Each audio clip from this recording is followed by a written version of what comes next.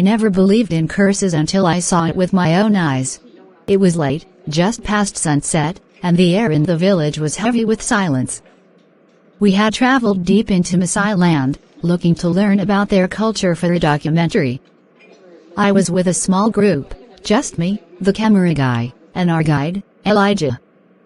He was Maasai himself, and knew the land and its people well.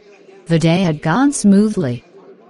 We watched the warriors jump in their traditional dance, visited the homes, and even drank fresh blood from a cow. But Elijah warned us about something after sunset. He said, "The spirits walk at night." We laughed. I thought it was just superstition. But something in Elijah's eyes told me it wasn't a joke. He looked over his shoulder, uneasy, as if watching for something. That's when the air changed. The wind stopped, and even the animals seemed to grow quiet. Then, from the far end of the village, we heard it, a loud cry, like a scream but filled with pain. Elijah froze. His face went pale. "That's not human," he whispered. We rushed toward the sound, thinking someone was hurt. But when we got there, the village was gathered around an old man. He was a Maasai elder, sitting on the ground with his legs stretched out. His eyes were wide open, staring into nothing. His mouth was still moving, whispering in a language I didn't understand. The villagers kept their distance, murmuring and pointing at him. Elijah grabbed my arm, hard.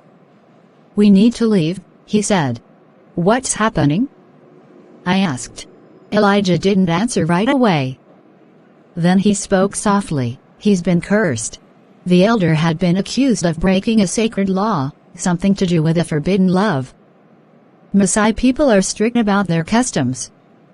Elijah told me this man had fallen in love with a woman from another tribe, something that was never allowed. They said his love brought shame, and now, the ancestors were punishing him. I didn't want to believe it. But then the elder's body started shaking violently, his eyes rolling back in his head. It wasn't like a seizure, it was worse. The sound he made, like a choking gasp, still echoes in my mind.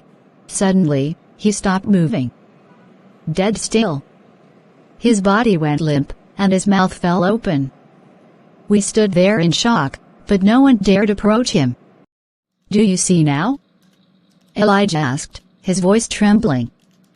"This is not for outsiders to witness."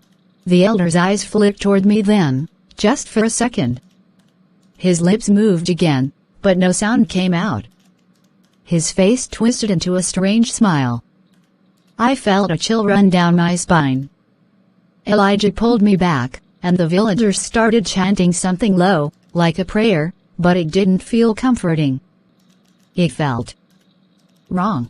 We left that night, driving away as fast as we could. Elijah wouldn't talk about it anymore.